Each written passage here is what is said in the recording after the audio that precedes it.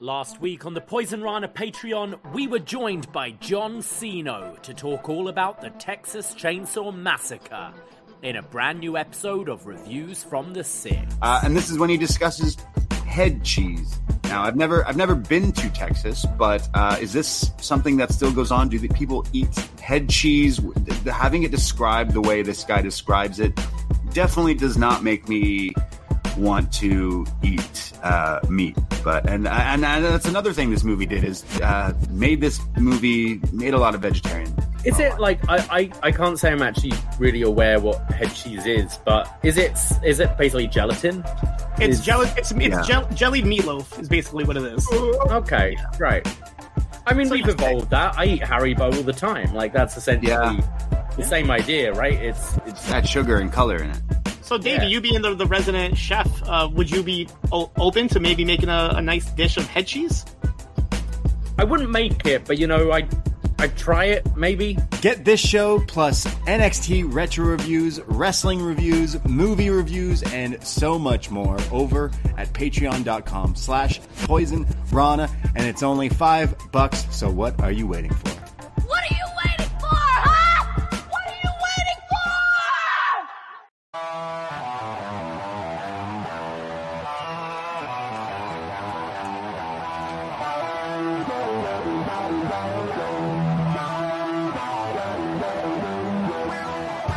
First time in a long time, but back like I never left. Taking each day as it comes, you know me, I don't read ahead. Watch me burn down everything, BDE on the TV set. When I'm in control on the road, you could never really know what's up next.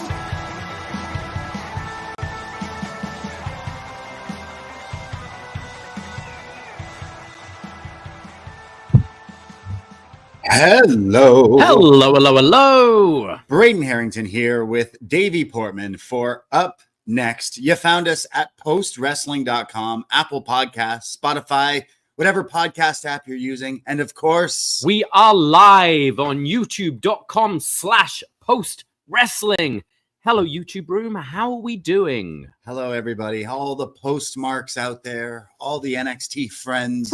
We are your NXT friends, and we're here today to chat about NXT Halloween Havoc. Oh, yes. The spookiest event of the year. Right. Very spooky, bone crunching, blood curdling. Very, very spooky. Very, very scary. And the first time, I believe, Halloween Havoc's been on the road since the closure of WCW. Right. A PLE. Yeah. Right. We've had the TV specials for quite a few years, but now it's a pay-per-view again. So cool to see that back and them on the road as well. So yes, welcome. We're going to chat all about some Halloween Havoc. You're in the spacesuit. I'm a spaceman because I'm a star. That's right. You're a skeleton. Wearing the new Chop Tees varsity jacket. Oh, yes. It's beautiful. It's funny. I wanted to wear my costume, and it's that exact space outfit. And I was like, I just will wear whatever because I didn't think we were going to dress up. And then you explained to me today, hey, look what I got yesterday. I'm like, damn it, we would have been matching. I know. I didn't think about dressing up. It wasn't until people were retweeting Halloween Havocs of the past where we've done costume where I was like, oh yeah, we should do that. Yeah. Well, but it's comfy as well. I'm pretty comfy. I've recycled the same costume. Like I do space cowboy, like the shiny glasses, cowboy hat to match, and then a fanny pack. And it's just so much fun to party in that I've just continued it to be my gimmick. So now we have matching. Is it the same? Do you work for the same space company? I think I might work for a different one. Yesterday, a few people at the club. You're a space rival? Yeah. Someone with a NASA one came up to me and they were like, we're not on the same. Oh, they're all big headed. Yeah, they were like, I work for NASA. I spent the extra 10 to get the NASA logo on mine. I'm like, I didn't. So yeah. You're like, well, you're a loser. Yeah. Yes. I'm like, well, I have a cowboy hat. Well, I'm going to talk about NXT tomorrow. Yeah, exactly. What are you doing with your life? So hope everyone's having a happy spooky season out there. For those who might not know who we are, Braden and Davie, we're upNXT, but we're also Poisonrana. So search that in your podcast app or social media and give us a little follow there because we do lots and lots of other podcasts. Sundays, we usually go live during the afternoon and then chat about all the other wrestling outside of NXT like AEW, Raw, SmackDown, etc., etc. So give us a little follow there while you're listening. Also, check out our patreon.com/Poisonrana because $5 gets you access for a whole month to hundreds of shows, including tons of wrestling. We did a best match ever, Motor City Machine Guns, 50th anniversary of Texas Chainsaw Massacre, plus a Halloween Havoc 1995 review we just put out this week, and best match ever, Abyss, coming out this week as well. Yeah, recorded later today. Yeah. So yeah, we'll be putting that up in the next couple of days. And as always, give a follow our free feed as well. Just search Poison Rana, because every Halloween we review one of the Halloween franchise movies, and we are up to Halloween H2O, the 7th installment in the series. Yes. The highest honor and praise we've ever gotten in our podcast careers is one John Pollock telling us that it's his favorite series. Is every year he loves to listen to us review Halloween each year. So yeah, last year we did Halloween 6 with Paul Rudd. It's in our archives of all the Halloween movies, and coming for free this week, Halloween H2O. Very excited to chat about this one. So that'll be out for all our listeners on the free feed. So again, search your podcast apps and everything, and check out all the other shows that we do, because we don't just talk about NXT. We do a whole lot of other stuff. We do always record it. And we love to celebrate Halloween. So if you're in the celebrations, whether it was this weekend or this upcoming week, if you're doing wrestling costumes, definitely send in. We'd love to see them and everything. I know you're working on something this week. Yep, I was meant to do some arts and crafts today for my costume, but got a little caught up watching Abyss. That's right. And getting my trench coat for Loomis Night. That's right. Another quick plug is this Wednesday, Devil's Night, is Loomis Night. We're going to do a Poison Rana party, and we're having a Halloween watch party of Halloween the original and Halloween 2, and we got some drink sponsorships and free drinks, free beer, and some costumes, and we're going to attempt to break the Guinness World Record of the most people dressed up like Dr. Loomis. I think we might have 10 Loomises. 10 Loomis-I. Loomises. Yeah. I mean, come on, listen to us. Who better to review Halloween Havoc than us? Yeah. We're going all out. We're really into Halloween. We got a few nights of going out this week. You worked last night, but you kind of got to cut loose a bit. You were dressed up in the space outfit, so you had some fun. Yeah. Had a pretty fun shift. Did you see any good costumes this year? I haven't really. No, not yet. We did go out on. Oh, actually, we went out on Friday night. We went to the East End, and there was a great Marge Simpson. Okay, nice. Like full hair, everything painted yellow, big blue hair, the green dress, the pearls, all that. Looked pretty good. Yeah, nice. That was a pretty good one, and a very lifelike Post Malone I saw. Okay, I mean that one's pretty easy. But always tired. Looked very like him. So he looked tired. So yeah, so that was pretty good, and yeah, we all dressed up at work yesterday, and yeah. I saw a lot of that movie I brought up to you, The Substance. I saw a lot of different versions of people from different parts of that movie. So I was like, okay, that's pretty cool. I saw some great Mario Party, like really insane Mario costumes that they all turned into a Mario Party, like nice on stripper poles at one point, which was hilarious. But lots of Beetlejuice. You haven't seen Beetlejuice 2 yet, but Bob is like a real popular character from this movie that I was thinking about it, but I'm just buying the costume. But there was a lot of people dressed as that. So I was like, okay, at least like I didn't just jump in as one of those things, but that was clearly one of the like really popular ones. And then, I saw a lot of X-Men. I guess the 97 show, the movies or whatever. Deadpool like, and all that. Yeah, lots of Wolverines from the movie. Like clearly, obviously, would be. See, I wanted to wear my Deadpool costume for work, but the problem is the gloves are attached, and trying to pour drinks in slippery spandex or whatever it is. Yeah, not the best. Yeah. Although we did do Halloween karaoke last night, and struggling trying to think of something. Karaoke. I ended up doing Be Prepared from The Lion King, which I wouldn't say is necessarily spooky. Right. But afterwards I was like, oh, that worked, because you've got all the mwahahaha evil laughs throughout the song. So I'm adding that to my rotation now. Excellent. I like that. I've seen people sing that at karaoke before. It's good. Disney songs are always Disney is always Halloween songs as well. Am I going to try to convince you to go to karaoke after this show? Tonight? We'll see. Maybe I think on actual Halloween. we're pretty tempted. Everyone whoever's in the chat right now, convince David and Graham to go out. You're not working in the morning. Like I'm working in the morning. I'm working the morning after that. I'm then doing NXT after that, and then recording Wednesday, and then back to work on Thursday. So you've got like 4 days off now. So like, yeah, of course you want to go to karaoke. It'll be karaoke. You can wear your costume again. I mean, I'm wearing this anyway. Yeah, exactly. Yeah. So you don't have to take it off. I'm ready to go. But let's dive into Halloween Havoc. Oh wait, we can't. We can't dive in right yet. We have some big news. We've got some huge news. If you are listening, maybe you're in the chat right now, or you're listening. Hopefully not driving. Go to chop-tees.com/PoisonRana to not only see the great varsity jackets, the great snapbacks, everything we got going on, but we have a new merch launch, a merch drop, if you will. If you're feeling a little froggy style, check out all of our new merchandise. May I present to you the Lucha Frog of Doom.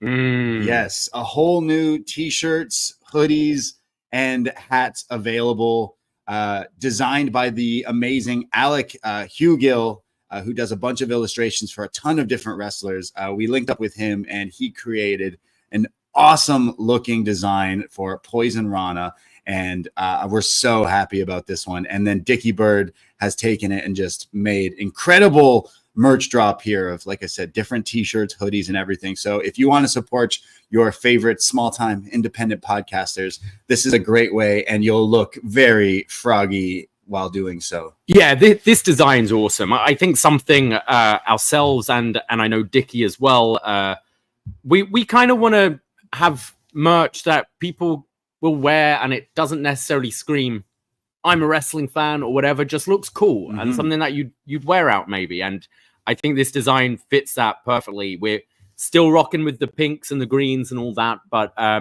we've now got like crew neck sweaters available, which looks so nice. Amazing. And especially now a lot of us are moving to those cooler months.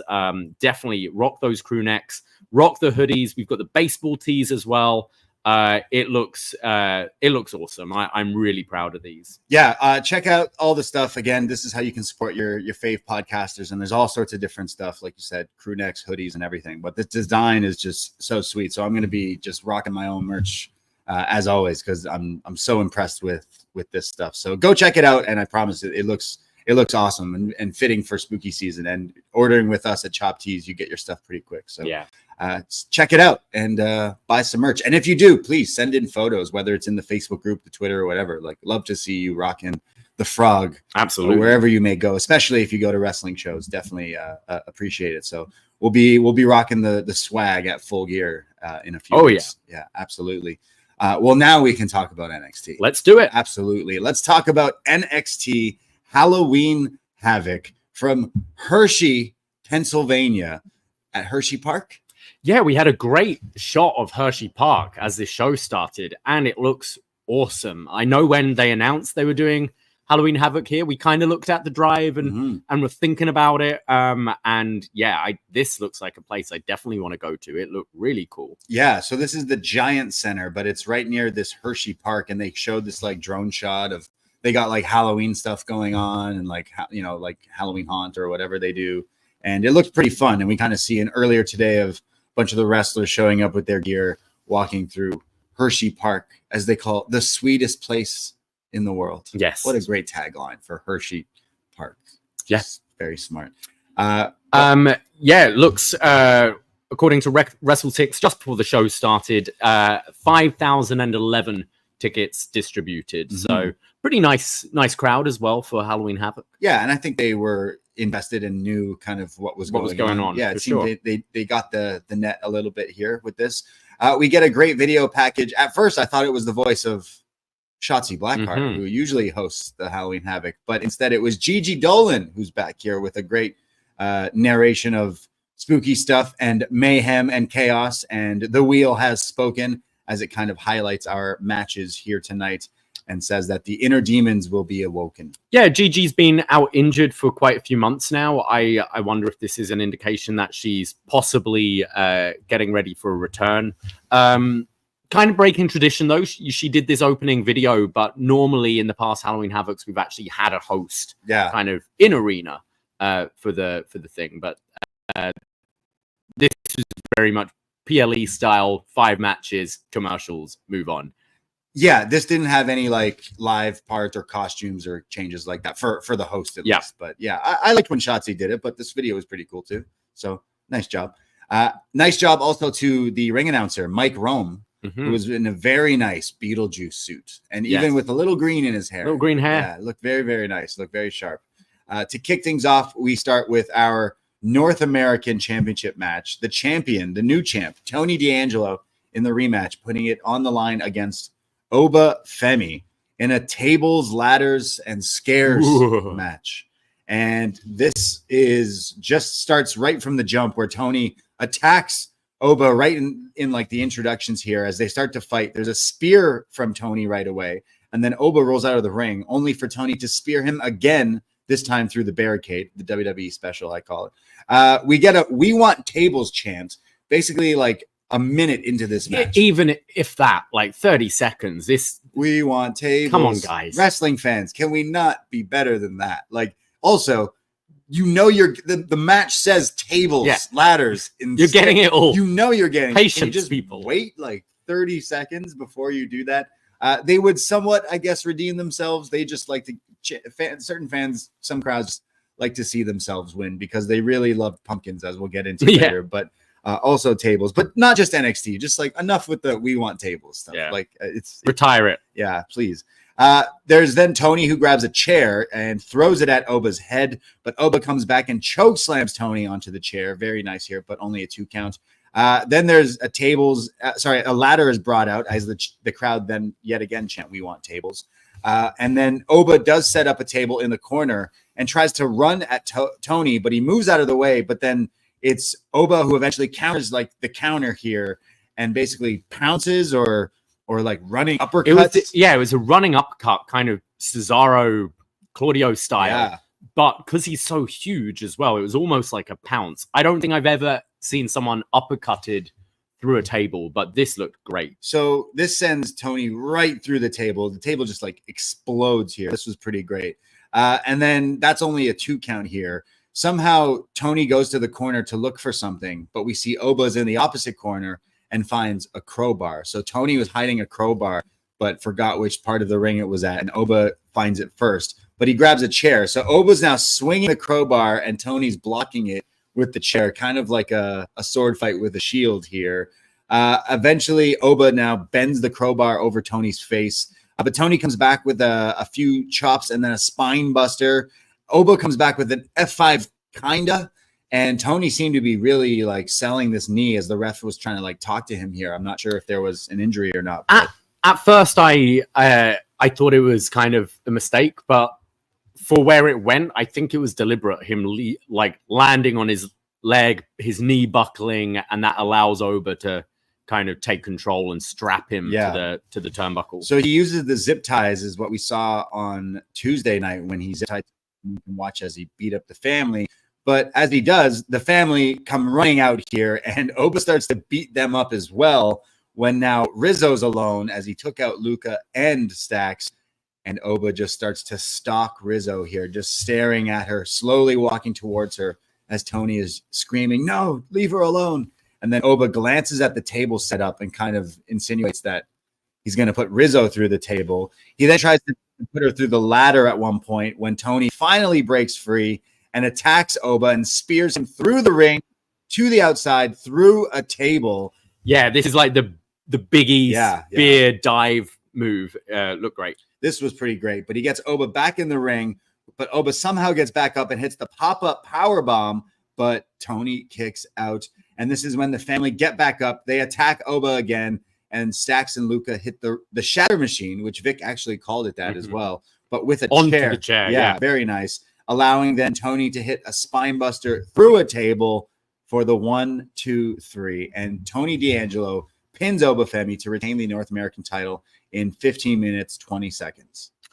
I love this. I think this feud has done great things for both guys. I think it's allowed Oba to have longer matches, longer singles matches. Kind of, he was almost hiding a little bit to start with. He did a lot of those multi-man matches, and his spots were kind of limited to those power spots, carrying everyone on his shoulders, that sort of thing. Whereas this allows him to have extended matches, and we can see that he can go.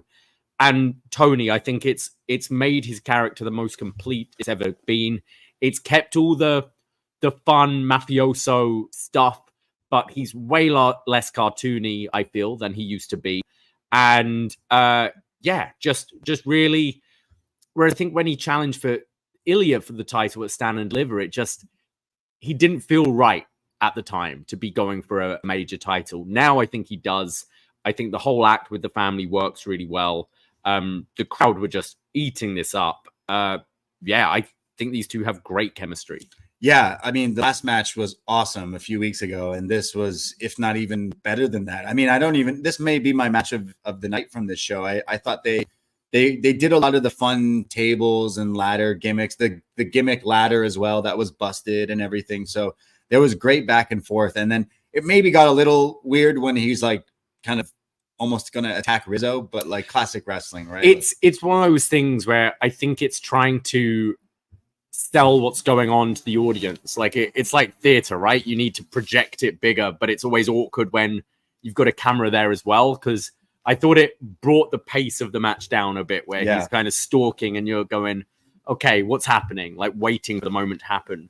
I think I could see both the family and Oba on the main roster. Oh yeah, within the year easily. And I'd almost like the family to move up first, and Oba coming up, taking Toning out, sort of continuing this feud almost onto the main roster, because they work really well with each other. Yeah, like I wonder if like the family, they bring up Tony with them, because I don't know if it's being beaten into submission, but the like over the top, you said it, the Mafia character has been a bit more toned down and a bit more realistic. You can still do goofy, putting people in the trunk stuff, but on the main roster, I think it could get over, right? Like it's a classic character that we don't have in modern times except him right now. So your Tony Soprano character could definitely get over to a WWE audience. It's whether you want to move up the whole group. I think Rizzo could probably do with staying in NXT a bit longer. We don't see her wrestle a whole lot. So maybe you move up Tony to start and gradually bring the family up, like we've seen in the past with like Legado and that kind of act. But yeah, and same with Oba. Like he would be great whenever that happens, because he's such a beast. Like some of the spots he was doing, this was crazy. What do you see next for Oba? We do have a babyface champion. Do you see him against Trick at some point in the next few months? Yeah, I hope so. Like he should be the champ at some point. Like I think that's why we got him away from this title, because he needs to be one of the more highlighted. He tends to have, he's gotten so much better, and he just keeps getting better and better. So can't wait to see what he does next, because I would strap him up with the NXT title. Yeah. We go to, I don't know if it's because we're watching on the network, but we get a great long video package for Crown Jewel, where I could be wrong, but is this Cody Rhodes in the desert in Saudi Arabia just walking around? Yeah. Saudi Prince, American Nightmare. And Hulk Hogan voiceover. Hulk Hogan. Stuff. Yeah, of course. Great. Yeah. So you just see Hogan trying to rip his shirt in the back. We go backstage. This was interesting. NXT callback here. Lexis King is asked by the interviewer here about, has he found a cornerman for his upcoming Heritage Cup match on Tuesday night, this NXT this week. And he's talking about how Dempsey comes from a great wrestling family. And I myself have been struggling to find a cornerman, because everyone just compares me to my father, but I'm not him. I'm my own man. And I've been struggling, but I don't know what to do. When we hear a voice interrupt him, "Excuse me, young man, I'll be your cornerman." And in walks William Regal back here on NXT and says, I've been a big fan of your father, big fan of you, and I knew your father. I'll be in your corner on Tuesday. He says the apple doesn't fall far from the tree. Right. So it is announced, Charlie Dempsey, William Regal's son, taking on Lexis King, Brian Pillman's son, with William Regal in the corner. So interesting.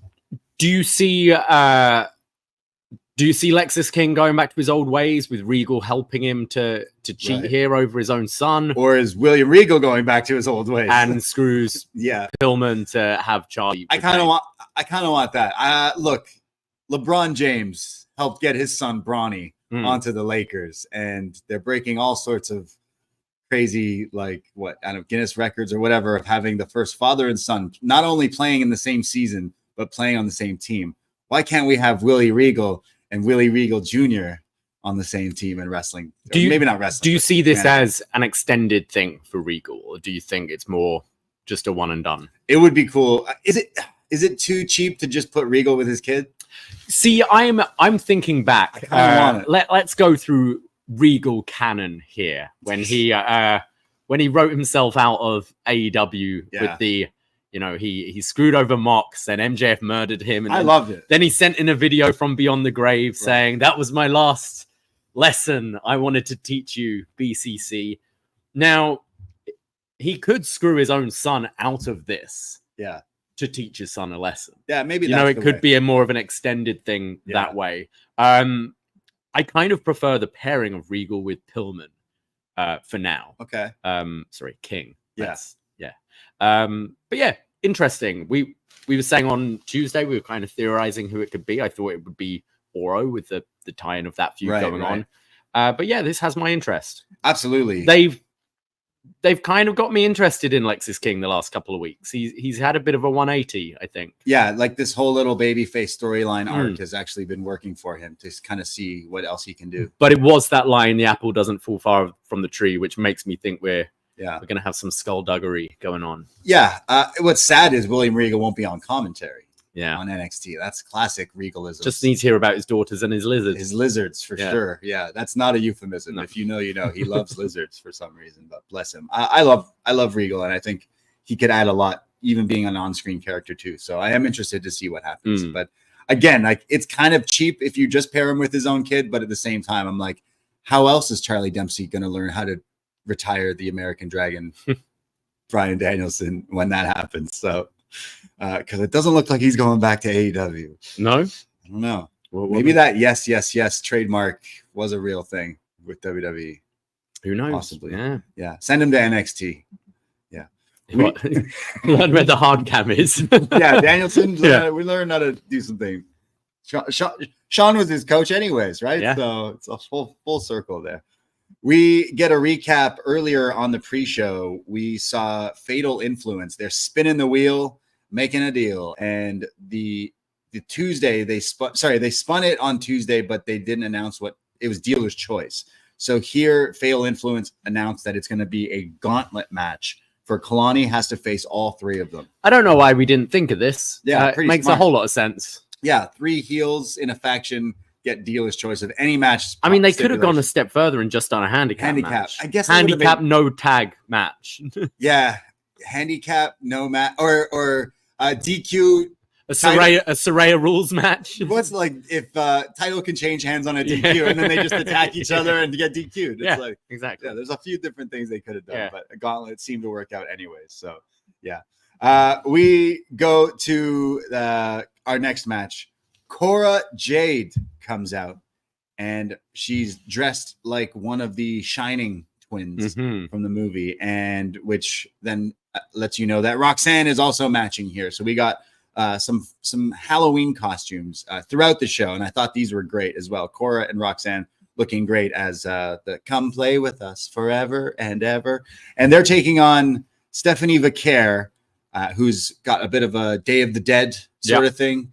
I'm sure people are going to be, it looks like Thunder Rose from that thing or whatever, because of the half face paint thing. But I thought she looked great. And then out comes Giulia in a pretty sweet, scorpion type outfit here with an actual scorpion on her face as well, gold thing. Gotta give credit to the seamstresses WWE, because everyone's gear just looks great. I think, and the women's gear especially, these costumes, making a costume that is also wrestling gear worthy or whatever. I thought they all look great. Yeah, everyone looked great in this matchup. So we got this tag match here, a bit of a strange one because Roxanne's not having the title on the line, but here she is in a tag match against two of the newer big stars of the women's division. And this starts off with Vaqeur and Cora. She's getting the best of her, but eventually Perez tags in and Vaqeur hits this like face buster. And then Giulia and her like do this double teams with a 619 and then like a double elbow. And then they're putting in double submissions on both of them as both women are trying to reach for the ropes here. But kind of a good little first showcase of like what these two are working really well together as a team. I'd say both teams actually working well together. And I mean, this is a lot for Cora because she's been out for so long. At least it feels like it. And she's coming into like a whole new different world essentially. So I feel like she had a lot to like kind of step up to in this match. The referee is like in the ring and not telling Cora to leave, and Booker's getting mad about it. So he's calling the ref a rookie here. He's like, who is this ref? Is he a rookie? And Vic's like, no, this guy's been working for us for a while. And he'll go back to calling him that. Cora tags in and locks in a headlock. So not the most exciting way to impress, but eventually Vaqeur comes back and hits a Meteora in the corner and then a springboard high cross body. But as soon as Giulia and Stephanie are back in the ring, both Roxanne and Cora hit a double super kick. And then Perez does a double like tope to the outside onto both of them, as then Cora hits the coffin drop essentially to the outside onto everyone as well. Back in the ring, there's a beautiful, like almost like the Gargano escape, the spin around satellite face buster, cross face. It's very like Mello does as well with the real snappy face plant at the end. Pretty nasty here onto Stephanie, but eventually she gets out of it. She hits an avalanche Frankensteiner because it's Halloween Havoc off the top for a 2 count. And then Cora's in with a swanton bomb. Giulia's in with this like spinning shoulder breaker Rikishi driver thing. I don't know what. Yeah, it was like a spinning Michinoku driver. Yeah, looked really good. Pretty awesome here. And then Giulia also hits an avalanche butterfly suplex, which then sets up Stephanie to hit this insane corkscrew moonsault splash type. It was thing. like the spiral tap, but backwards. So ending in a senton on your back, but like looked sky really great. Twister something. I don't know what it was, but she pins Roxanne Perez. That's right. She pins the champion here. And 14 minutes, 15 seconds in a pretty fun match. I think she heard us say, she's great, but that finish is not. Yeah. And okay. Yeah. Hold my beer. Yeah. There we go. Yeah. I thought this was good. I think you've got 3 of the best wrestlers in the company here, and Cora's been out for a long, long time. And you're right. It is a bit of a big task to not only this be your first match back, but keep up with these people. And I didn't think she looked bad at all here. Roxanne and Giulia, I think they did a lot to wet your whistle of wanting the singles matches, especially with Roxanne against Giulia and Roxanne against Stephanie. I know we've had the Giulia match, but it was that first CW week and it was kind of short on time. And I think there's definitely a bigger PLE match down the line. And Stephanie's just looked fantastic so far. So I see for quite a few months, actually, variations of these 4 and the 5th, who we'll talk about in a second, coming out of it. But I thought it was a pretty fun tag. Yeah, I'd say that I don't want to say like Cora didn't necessarily like impress, but she still did some fun stuff in here. Again, considering who she's in the ring with. And I think I got really into this, actually. Like, I really love Giulia. I think Stephanie, instantly, I'm like, wow, you are very impressive. And like this move as well. Like a lot of people do these kinds of moves and sometimes they don't look as pretty, or you never actually like connect or land on the person. No. Whereas this looked like she landed on her and pinned her. So pinning the champ is always like a fun stipulation. And you mentioned like going towards deadline, like it should be for the title instead. Yeah. So we have Zarya come out. Yeah. So the lights go out here and Zarya, the video plays Delta, and it kind of cuts to her in like a box seat in the arena here as she's watching and laughing. And there's like lights on her, but looks very spooky for Halloween Havoc. And like, yeah, kind of setting the tone that if we have all these different people, that if that match, what the Survivor, the Iron Survivor. So in the past, it's been to crown the number 1 contender. I think it should be for the title. And I could see Roxanne holding onto this title for quite a few months, to be honest. Right. And because I think you can have the Iron Survivor, and quite often in those multi-person matches, the heel normally sneaks out that victory. And then I think you can have Giulia and Stephanie for a number one contenders match. And I think you could do the Giulia rematch. I think you can do the Stephanie match, possibly even Cora and Roxanne at some point.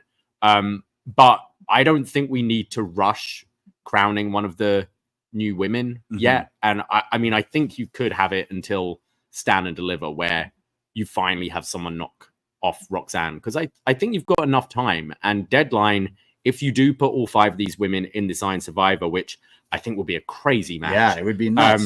I mean, I think NXT they've stumbled on something quite great in that match. They've always been a lot of fun. It can prolong these feuds for the foreseeable future, I think. Like, Rox was pinned by Steph, so like she should get a title shot in the near future, if not the next PLE. But I think putting the Iron Survivor for the title so that Rox is in the match would like make the match just like insane. We could do Stephanie and Rox at the 2300 show, perhaps. Right. I mean, that's in a week or two, but and then that sets up the 5 women for the Iron Survivor, maybe. But yeah. But this was good. Like, again, Stephanie, Vaqeur, and Giulia coming into NXT, like proving why they got all this buzz around them, because so far so good. Very impressed seeing them and working great as a tag team. And with that tease with the Sky Pirates on Tuesday as well, like there's so much different avenues. I mean, that's a match we could have for the 2300 as well. Yeah. Chris Leone in the chat says Zarya with the wall debut. Yes, how it cuts to her, like just standing the lights, there. and the zoom in, like she's just standing there. Yeah, love the wall. We go to this video. I don't know if this was necessarily like on the network or Peacock or whatever, but for us, because we're watching on the network, we got this Halloween boogeyman thing where they had all these WWE superstars trying to guess what was in this box without them seeing, but it was actually the boogeyman's head. Would you want people just blind feeling your face Touching with your their face? hands? Imagine they like didn't wash their hands. Yeah, I was gonna say, I hope they wash their hands just doing a little weird, but funny. It was pretty funny. Yeah, just the boogeyman getting his face touched up by people. It was kind of funny. So that was great. We go backstage. Javon Evans and Cedric Alexander, they're talking, and Javon mentions like, "Hey, do you think I should have slapped Nathan Frazier on Tuesday?" And Cedric says, "Nah, I mean, like, you don't have to think like that. Like, it's not like that. And I know like you wanted to have a bit of an edge and attitude, and look at it this way. If you didn't do it, then we wouldn't have a title shot, and we do now. So, maybe I need to slap people more often." And they kind of laugh it off. And then they say, "But let's focus on getting these tag titles."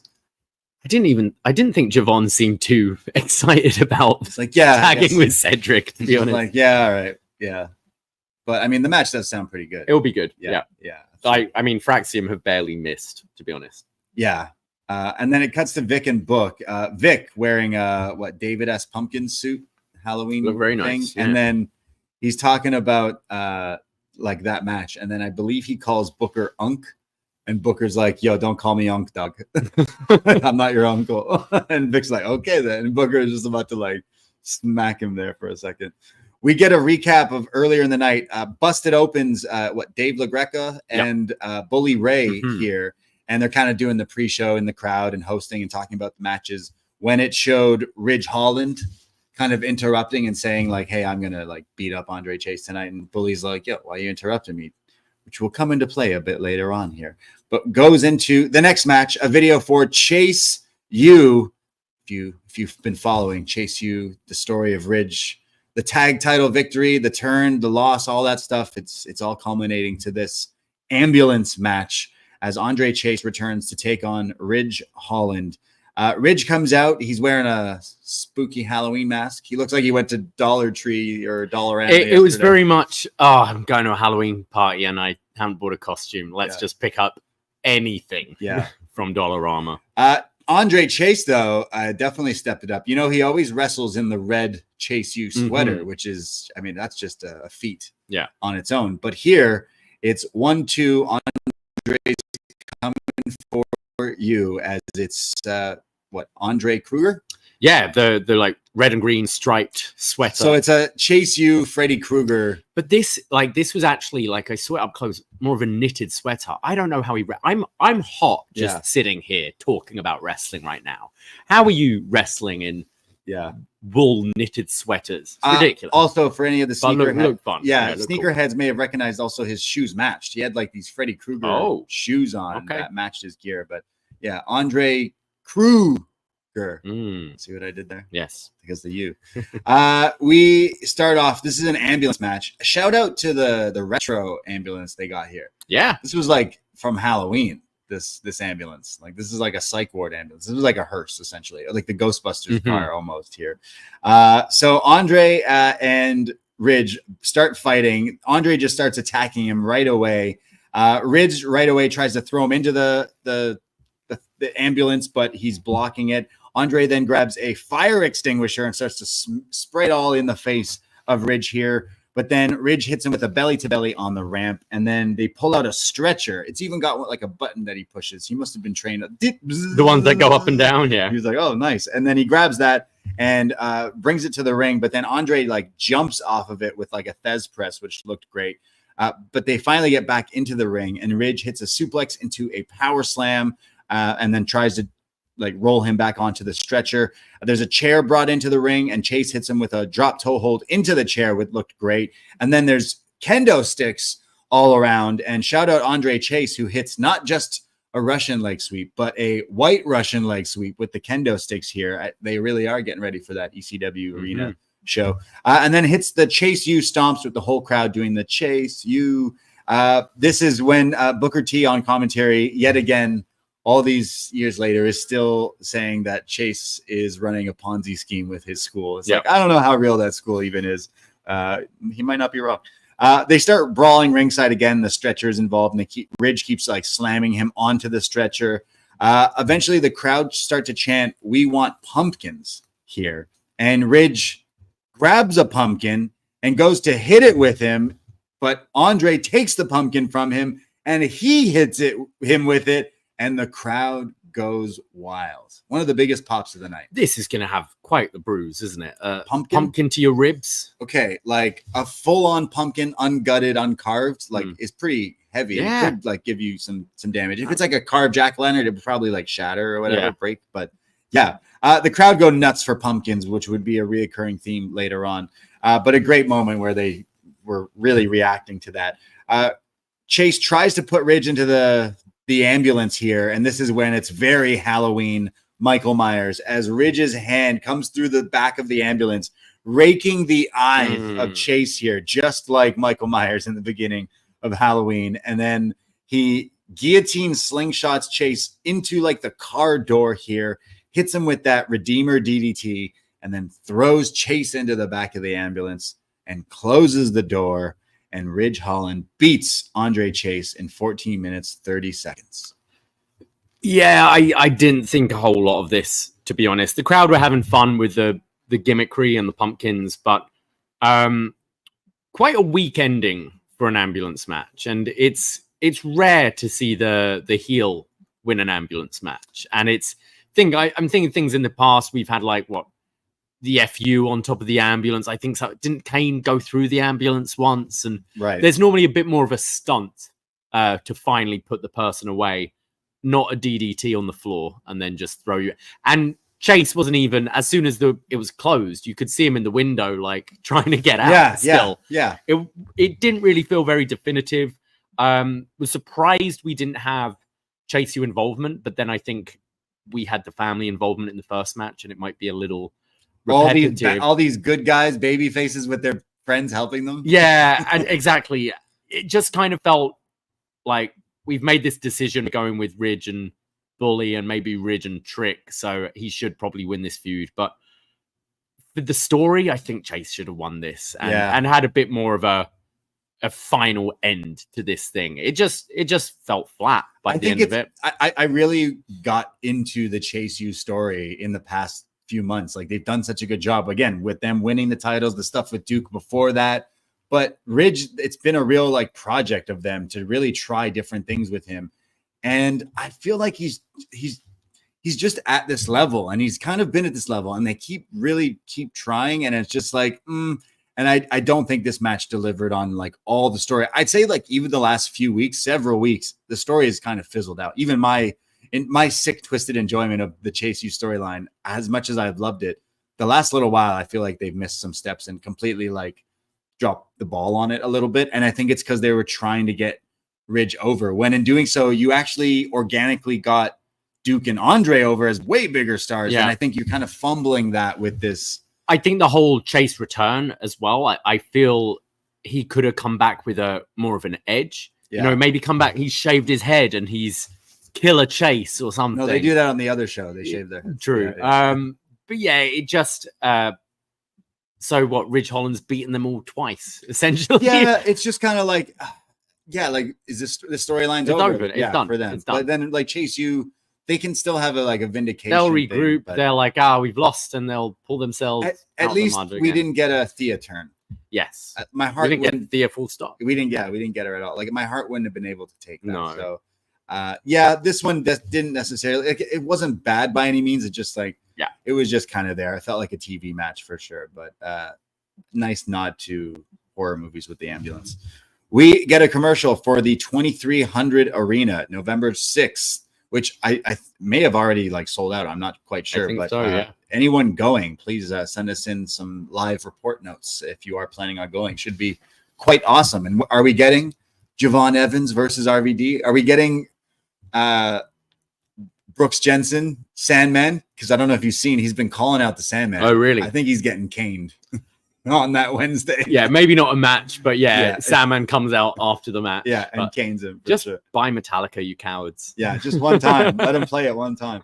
We go to a video for Nikita. Maybe this was because it was the network that we were watching, but she's ready to make a pounce back in NXT. And I love this in her whole promo. She mentions, I'm a wrestler, I'm a rapper, I'm a content creator, and I just straight up vibe. Straight up vibe. I just straight up vibe. Hey, how you doing? What do you do? I just vibe. Oh, hey, what's it going? What's your name? Oh, what do you do for a living? I just straight up vibe. I'm going to use that one going forward. Put that on the shirt. I just straight up vibe. Yeah. Yeah. Anyways, we go to Fraxium backstage. We see a video from earlier this week somewhere in the PC. They're training. Well, at least we see Frazier he's running the ropes like a bullet here. And Axiom says, hey, man, slow down. And Frazier's like, what did you just say? Don't ever tell me to slow down. And that's his thing, right? And he goes, oh, okay, I'm sorry. And Frazier says, you know what? I'm sorry, too, about that whole Javon things. Maybe I just got a little too hot-headed. And he goes, it's okay. I'm used to your hot head. Ever since you got that talk from Randy Orton, you've taken it to your head, and you just kind of taken it too close to the heart. And Frazier's like, all right. Well, at least we can train. And Axiom says, yeah, we've got to train extra hard because I got to take care of what your mouth gets us into. And then he's like, what are you trying to say? There was a great line when Fraser goes, can you be any more condescending? And Axiom goes, yes, but then I would be you. So yes, does Fraxium get along? No, but we'll see them put the titles on the line on Tuesday. We go backstage and Ava is there and she's talking about the Crown Jewel show coming up next Saturday, and then mentions that William Regal will be in Lexis King's corner. And then also the 2300 ECW Arena, one match has officially been announced here, and it will be Lola Vice versus Jada Parker with special guest referee ECW legend Dawn Marie. Yeah. For a hardcore match. That's awesome. Yeah. Hell yeah. Yeah. Special referee Dawn Marie. Hey, that rhymes. Yeah, that's cool. I think that's not someone, quite often we usually get, we know we're getting Bubba Ray. It's normally Bubba Ray and Tommy Dreamer. Yeah. It's so going a bit more in the depths of ECW, getting Dawn Marie for this women's match and making the women feel as part of this sort of unofficial ECW tribute show they're doing on a Wednesday night. I think it's really cool. She's a nurse now, apparently. Dawn Marie? Yeah. She didn't do a good job of nursing Tori Wilson's dad. No, I remember correctly. I think she kind of killed him. Yeah, well, maybe that's why she became a nurse. She's Can't let that happen again. I could have saved him. If only I knew how to. I'm pretty sure it was her fault. Nurse. Gave him a heart attack. Yeah. Great storyline. Great storyline. Yeah. So that's our first match announced is Lola and Jada with Dawn Marie. Yes. The ECW Arena. Yeah, I love it. Yeah, pretty cool.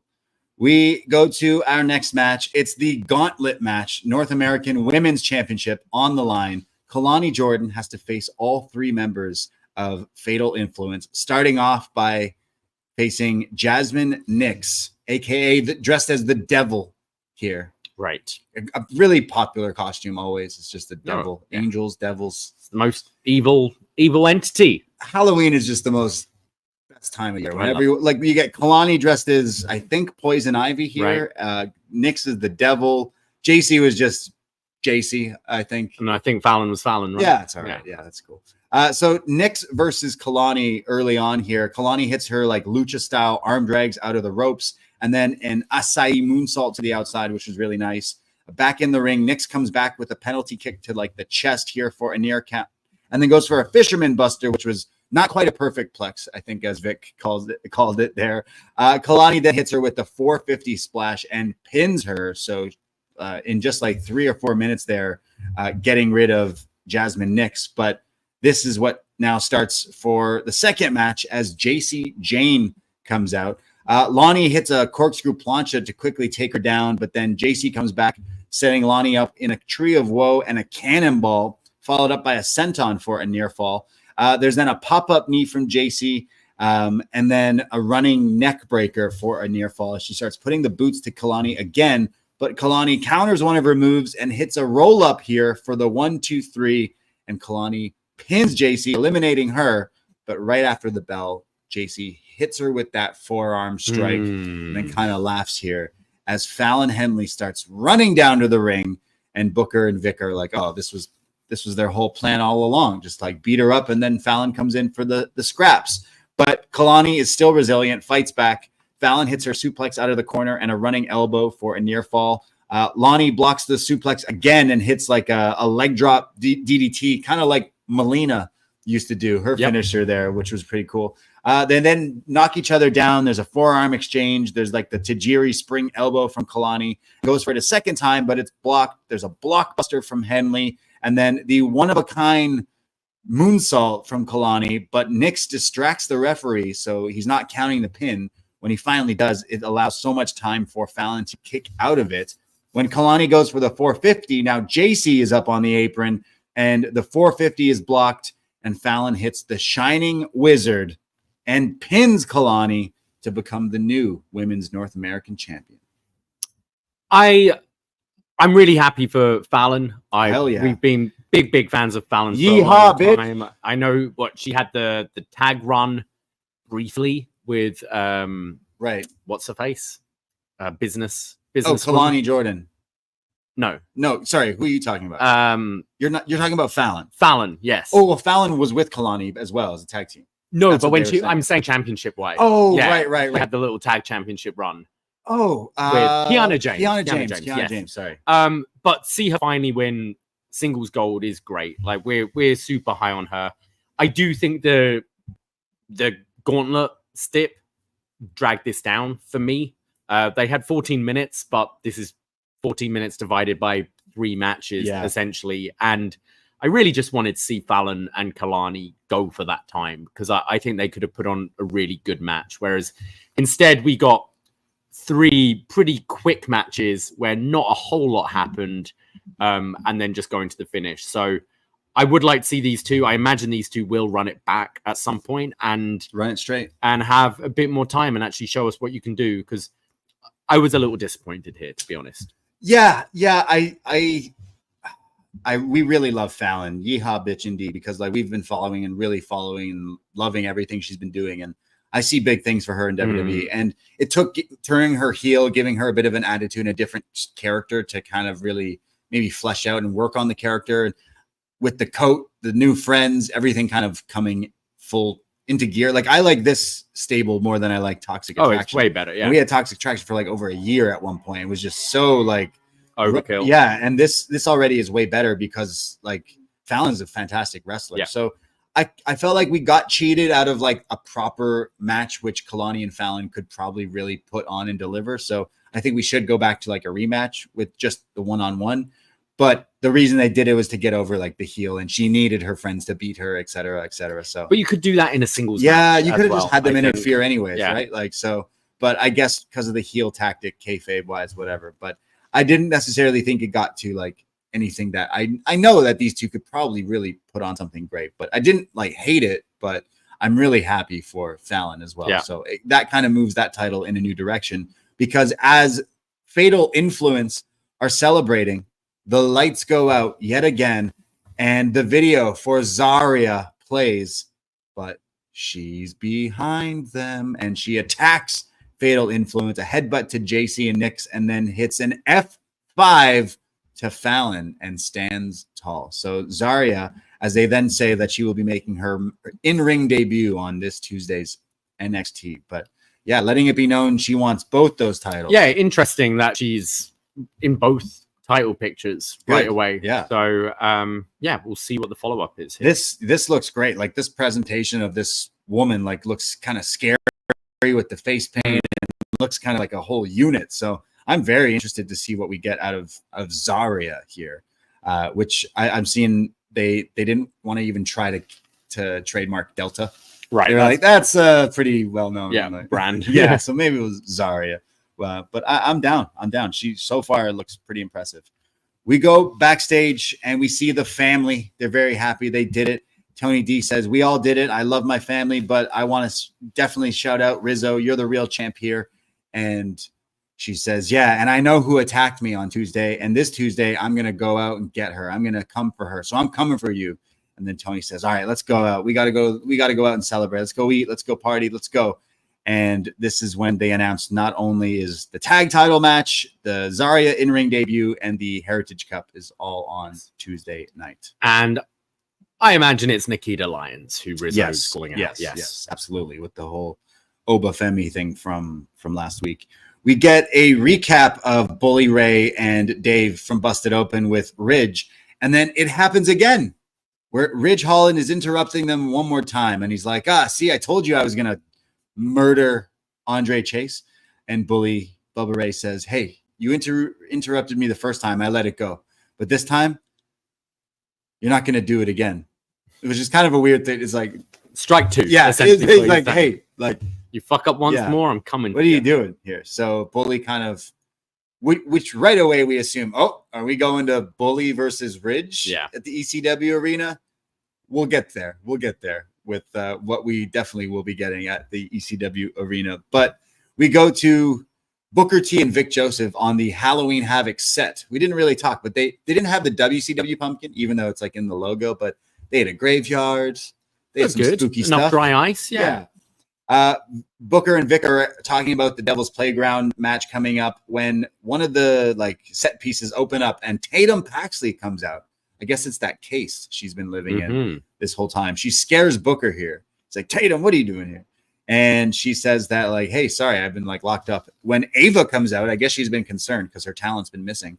And she says like, hey, I hope you're okay. We got to get people to check on you. And Tatum says, I want a match. And she spins the wheel and says, Wendy Chu, me and you are going to have what does it land on? Casket match. Yeah. So a casket match on Tuesday night. I like that they're continuing the Halloween theme through to Tuesday. Halloween is on Thursday, so why not? And I think we kind of saw it going this way after Wendy locked her up on last week. Yeah, absolutely. You can't have a case match. No. It has to be a casket match. Still kind of bummed. No coal miner. Maybe next year. He's going to call it the coal miner's daughter match, but I think is that a movie?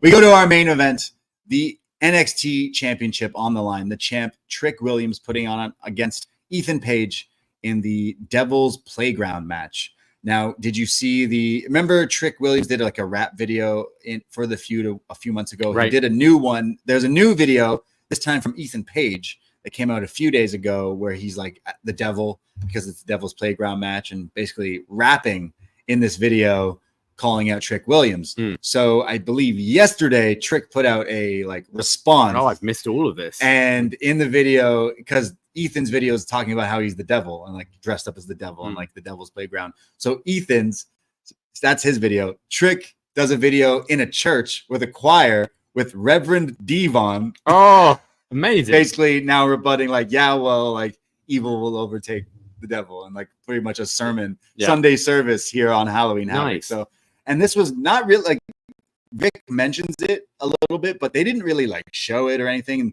I'd say my one thing about these videos is like, if they were to do these things again down the line, if Trick or whatever, like air them. Yeah. Like they should totally have aired these on Tuesday and then like continue on. Cause it's kind of maybe just something they did as like a pet project on their own time and everything, but it worked. It got people like, I wish I saw this. Yeah.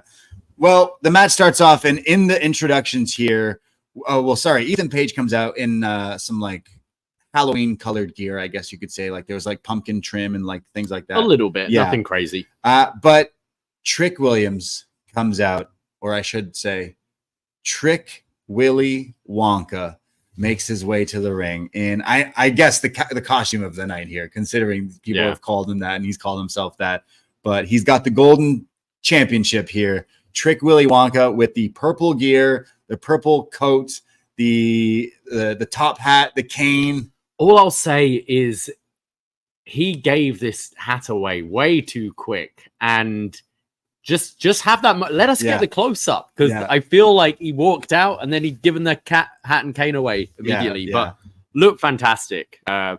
He can pull off Willy Wonka for sure. Yeah. Just hilarious that this is like he got gear made with this on with like the gold. He's got the golden ticket on his trunks as well. Yeah.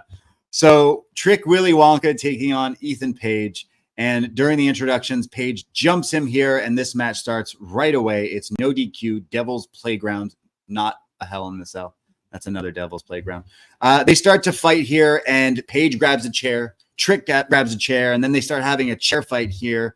Eventually, Ethan yells at Vic Joseph and says, "You look like a dumbass," and grabs a jack-o'-lantern. Booker T just corpses here laughing. He's like, "Yeah, you really do." I thought it was a nice jacket, Vic.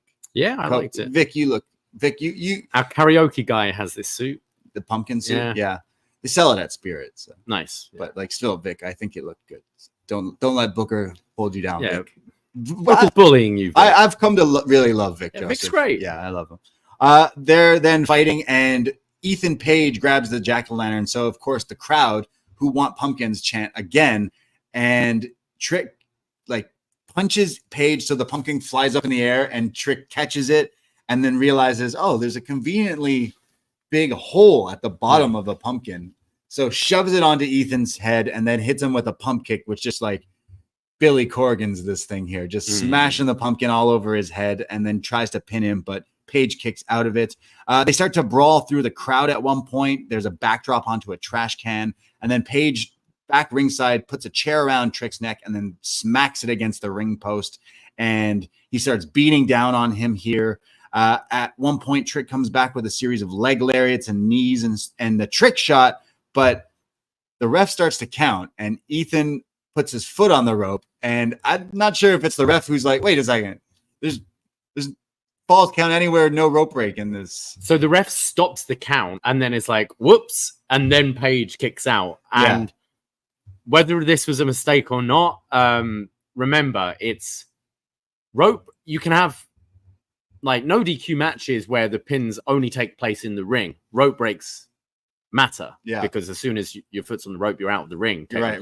Whereas this falls count anywhere. I think Vic covered it well, because he was then going, Page has been complaining about all the refereeing around here, and now the bad refereeing was in his favor. Yeah. Vic did a good save with that. Yeah, but it's habitual, like you have your ring awareness, and it was a bit awkward for sure. But it happens. It's live and everything. But the match continues on here, and we see that Trick now is sent into like at one point, Ethan Page grabs a sack, and we know what that means in wrestling.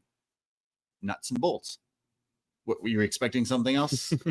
I did like how Vic sort of covered it again by going, these are under the ring because they're the nuts and the bolts to put the ring together. I think it's just a little bit like, I'm pretty sure I heard a very faint boo from this crowd as well, who were expecting the thumbtack. There was a boo. And then I'm sure they saw it on the screen, and it was like, oh. Yeah, that was my reaction. Yeah. So a bit of a weird step here, but Ethan eventually gets countered, and he's backdropped onto the nuts and bolts. And even it's like, I'm sure it hurts, but it doesn't necessarily scream. Like Lego would hurt more than those things. Yeah. So I don't know. Eventually, Trick is sent to the outside, and Page rams the steps onto him. And then when it cuts back to Trick, he has just got a bloody mouth here. I don't know what happened, but maybe he ate something bad. Yeah. I don't know. It looked like it may have been a blood capsule here. For sure. Yeah, because the whole thing of the promo on Tuesday was you're going to taste your own blood and all that kind of stuff. So Trick is tasting his own blood, kind of. And then Ethan sets him up for the Ego's Edge through the commentary desk here. And then the refs and the docs are all checking on Trick. They're like, hey, look, you're like spitting out blood. Like you just got put to the table. You can't continue this match. And Trick says, no, I'm going to continue this. So he's spitting out this blood. He gets back in the ring, but Paige body slams him like onto the steps in the ring, which was pretty nasty. And then goes to set up like more steps here. But instead, Trick hits him with the bookend onto the steps. But Paige kicks out of that and then low blows Trick here and goes to just nail him with the steps again. But then Trick low blows him, stooping down to his level, and then nails him with the steel steps, hits the running trick shot knee, and pins Ethan Page to retain the NXT title in, I think, about 14 minutes or 15 minutes, 52 seconds there. Yeah, like still, I'll start this. I think this is the best match of the three they've had. But I still didn't really like it. I think I thought the promo, the go home segment last week, they really sold this, that it could be a little bit more brutal than we're used to. And I don't even have a problem with using fake blood, but as long as I feel that it's come from something that would make you bleed. Mm-hmm. And I think that's the thing. I'm like, wait, what? Why is he bleeding from the mouth here? It felt a little unearned. I don't think these two have particularly good chemistry together. And I'm kind of just glad it's got to be done now, these two. Yeah. I don't know what's next for Ethan Page coming out of this, but it just didn't really hit for me. Yeah, I agree. I think this may be the best one-on-one encounter that we've seen from Page and Trick, but they literally did a promo, a good job on Tuesday, basically saying like, hey, we're going to really kill each other this time. Like enough with the games. But then they're putting out rap videos, which I'm like, okay, that's cool and creative. But then you really didn't do anything. I hate as well. And I think the whole issue with Ethan Page since he's come in has been way too much comedy. He had the comedy feud with Oro Mensah, and you're starting off the match here putting pumpkins on each other's heads. And I think that's fun in wrestling, but not for your main title. Yeah. This title we've seen, like the whole Ciampa Gargano series. And think of all the matches we've had for this title over the years. And now we're putting pumpkins on each other's head. Yeah. It's have that for Lexis King Charlie Dempsey on Tuesday, that kind of thing. Not your world title. And I don't want ha-ha in the main event. And it just doesn't do it for me, these guys. Yeah. I didn't necessarily think it was bad by any means, but it wasn't anything that I'll like really remember or ever kind of watch back or kind of forget about. I think Trick has been really good with the whole character work, and promo wise, he's fantastic. He's such a like larger than life character, but a few of these matches in a row is just kind of the same thing, and it's like a little boring where I'm like, okay, but like what's the like next step? And I feel like we've just been in that same position, the same gear we've for a little seen while. In the past. Page's best opponents are like Darby Allin, someone he can really use his size and his muscle against and throw around, whereas Trick is bigger than him, so it's not playing to Ethan Page's strengths. And I think Trick, being still relatively new to this, his best matches have been against the likes of an Ilya Dragunov or a Pete Dunne, someone who's like very technically proficient and can bring a bit more of that brutality out, like the heavy hitting style. But he didn't surprisingly have good chemistry with Mello. And I just don't think these two work well together. Yeah. It didn't really hit for me. You know what? This match felt like a TV match. And I felt like that for a lot of the matches on this show, actually. I'd say I was thumbs in the middle with this show. I'm not walking away being like, oh, that really bombed and sucked. I'm just coming out like this felt like it was a TV special. It could have been the Tuesday night Halloween Havoc. I think the first match really felt like an NXT special match. I thought that was great. I enjoyed the women's tag match, although you're lacking maybe the stakes of what are involved with it. But I thought all four women worked really hard in that one and put on an entertaining match. It then kind of dragged down for me, this show. And as you said, nothing was bad on this show. But the last 3 matches really weren't great. Yeah. I really liked the first kind of half of the show and then kind of dropped. Well, it didn't also end there because after the match, Trick Williams is celebrating with the NXT Championship when he is attacked from behind by Ridge Holland. And after that, Ethan Page gets in his face like, hey, what are you doing?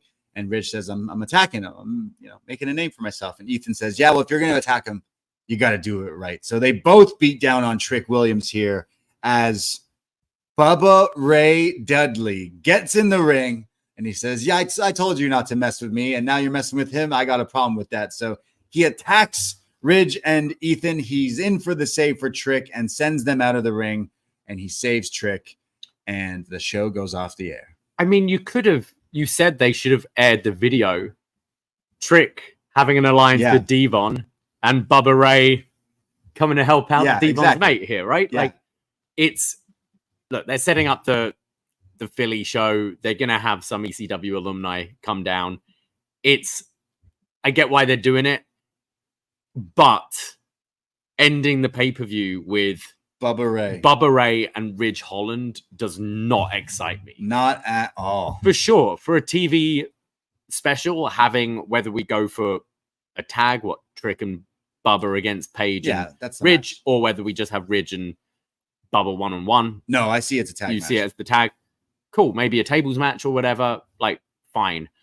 But closing the event like that. Yeah. I think you could have maybe done something with Bully and Ridge right after the ambulance match. He closes the door and then he pulls him out and he's beating him up and then Bubba comes out and you have it as a mid-show thing and go, cool. It just weird visual of Trick now standing tall with Bubba Ray Dudley. Bully Ray. It kind of made me go, ugh, at the end of this show. And I've been really high on NXT recently.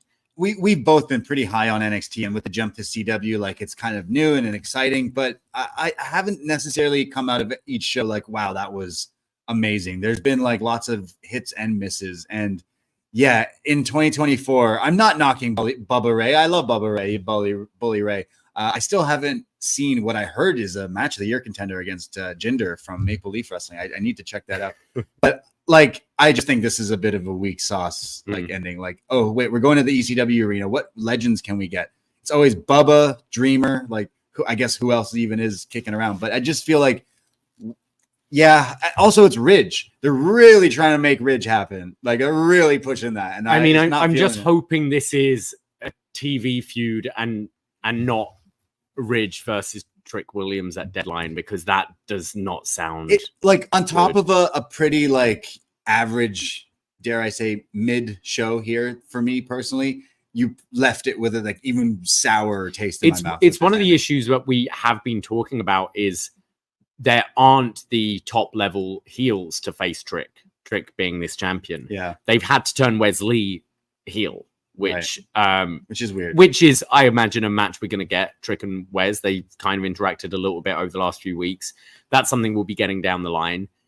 And I guess you look around and it's Ridge Holland. We've just got Oba Femi out of that North American division. I'm sure he's someone who could challenge, but the heels are not particularly exciting right now in NXT. No. So I think it's I guess Ridge is the guy to go with right now, which is just not exciting. We were watching this together, and then Trick is celebrating with the title, and we're both kind of joking, oh, maybe Ricky Starks comes out and attacks Trick, and we're it probably can't happen. Maybe he's still under contract, and instead his show ends with Bully Ray. Yeah. We're just oh, okay.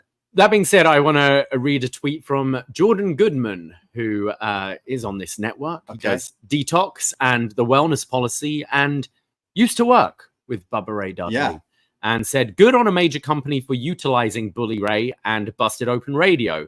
2300 is an obvious fit. Show gets 10 days of radio promo. All talent will benefit working with Bully. He does good business, was generous with talent and staff in ROH who are smart enough to learn. And then I had to ask him privately, is this you being silly or are you being sincere? And he's like, no, he's great. And Jordan, are you in danger? Does Bully Ray have a gun to your head somewhere?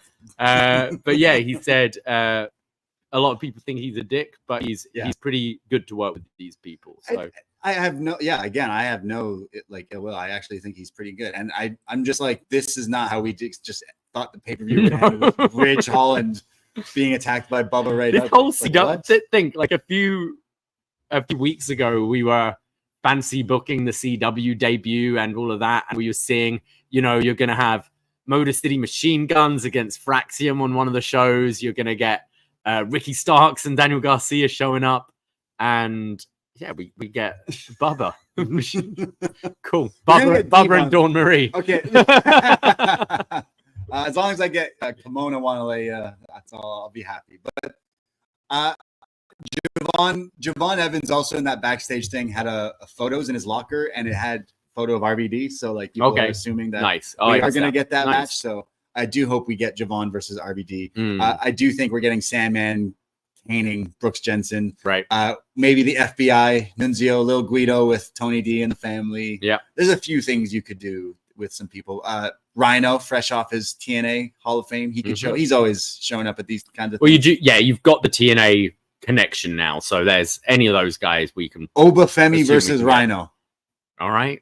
I guess there already is a tables match that night. But we need a Monsters Ball match. That's TNA. Yeah. We need an ECW 2 out of 3 falls match. What we need. Sure. Yeah. But yeah, that's in a few weeks. That's November 6th, a Wednesday night, a rare Wednesday. We will be going live right after that show. We go live every Tuesday here on Post Wrestling, but that will be a Wednesday night. So tune in for that rare occasion. But yeah, middle of the road show for me. Yeah, thumbs in the middle too. Felt like a bit of a TV special. I didn't hate anything, but actually I did kind of hate the ending. Rich Holland. I'm not booing you because of your effective heel work. I'm just booing you because I don't really care about what is going on in this story or whatever's happening. But yeah, I think we're kind of on the same page with this show.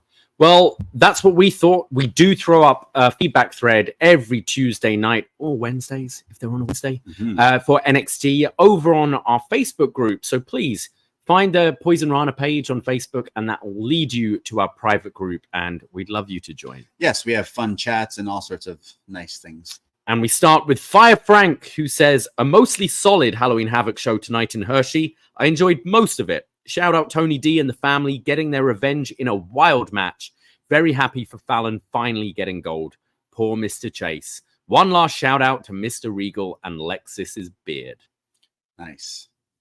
Thank you, Frank. We go to Dylan Grayson, who writes in, I get that we're headed to the ECW Arena in a few weeks, but do we really need the NXT champion to be saved by a 53-year-old Bubba Ray Dudley? Yeah. He ends with, what a stupid ending to an otherwise good show. Fair enough. Completely agree, Dylan. Go to Magan, who says, a decent show. Having 3 hardcore style matches that were too similar made it hard for any of them to stand out. Femi D'Angelo did deliver a good blow-off to firmly set Oba onto bigger and better things. Zarya was all over the pay-per-view. Fallon Henley got her first title. She earned that for being such consistent talent too. Bad she's gonna get eaten alive by the Aussie Destroyer. The one real standout was the women's tag match. Cora Jade came to work, and she didn't look out of place being around Roxy, Giulia, and Stephanie. Vaqeur in particular looked excellent, and Giulia got her shit in. The Philly show a week from Wednesday can't lean on too much nostalgia. Getting Dawn Marie is a good move, but is there any use for Bubba Ray in 2024? It's not a joke anymore. The women's roster is light years ahead of the main roster. Not a joke. It's not. I think for a one-off, you can heavily lean into the nostalgia. I think for one event, I just think it's like you're basically using the pay-per-view just to promote that show. And it's like, well, just this pay-per-view could have TV. Yeah, I guess. On those ratings. Thank you, Megan. And then finally go to Manny from Pacoima, who writes in a pretty solid PLE. I thought it said pie. I thought it said pie as well. Yeah, PLE. Glad to see Fallon finally hold singles gold bars. The women's tag match was, as Booker says, good. Loved seeing Stephanie with the sugar skull makeup and using a tornillo to end the match. In terms of presence and audience reaction, do you feel Stephanie has outshined Giulia? How hardcore do you think Lola Jada match will get? And will it just be a standard WWE hardcore? I think we haven't seen a lot from Giulia or Stephanie yet, but I think Stephanie has in ring shone more than Giulia so far. Yeah. I think Giulia, I'm kind of waiting for a good sort of singles 15+ minute match against the right opponent. love Chelsea Green, but you're not going to get the kind of stuff we were used to in Stardom with Chelsea Green taking on Giulia, you know? Yeah.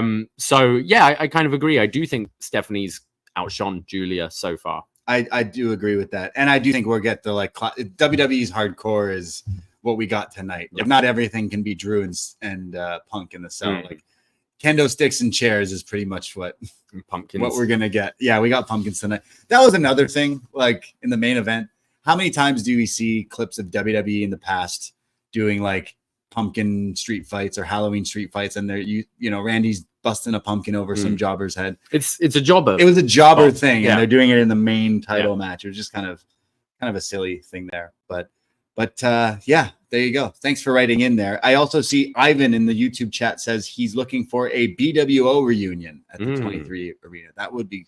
Have we got any current NXT people who like blue? Blue Pants isn't there anymore, right? No. Yeah. No one really loves blue as much as Blue Meanie. Mia Yim used to love blue, but she's on main roster. Right. Yeah, true. Looking forward to that ECW Arena show. We were there this year, and that arena has like been totally revamped. It's pretty awesome and like great. Iconic venue. So I'm sure they'll do some old versus new kind of things that we get there. But that was Halloween Havoc. Let us know on some of the things we said. Do you agree, disagree?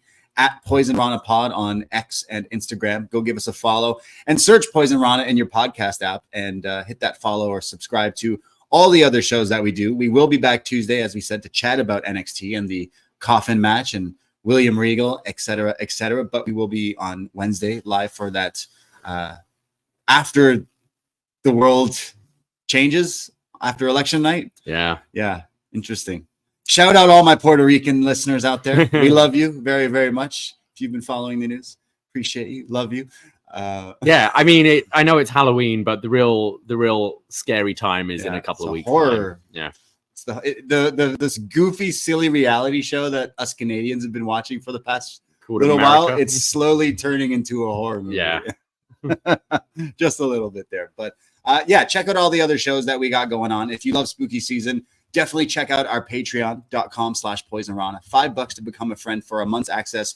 You get our best match ever machine guns. We're talking about the new WWE champions, the Motor City Machine Guns, where we did a playlist of matches. Best match ever Abyss coming out this week. Halloween Havoc 1995 review. Possibly one of the worst shows we've ever reviewed, in my opinion. The Monster Truck match.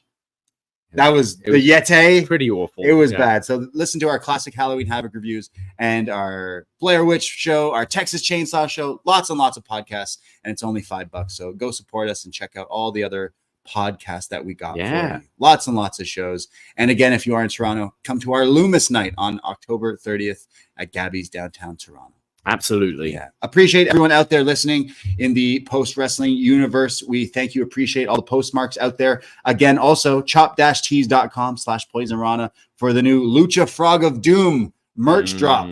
Check out all the great new fancy froggy style looking things that we got rocking and send in any photos of the stuff if you happen. I see someone's already bought some stuff. I see a few coming in already. So amazing. Really appreciate the love, guys. Really, really do. So all our NXT friends out there, we'll catch you every Tuesday. We'll see you again soon. I'm myself, Braden Herrington. You can find me Twitter, Instagram at the Brady. And you can find me at Davie Portman. That's it. That's all. Take care. Goodbye. Be safe and happy Halloween. Ahoy!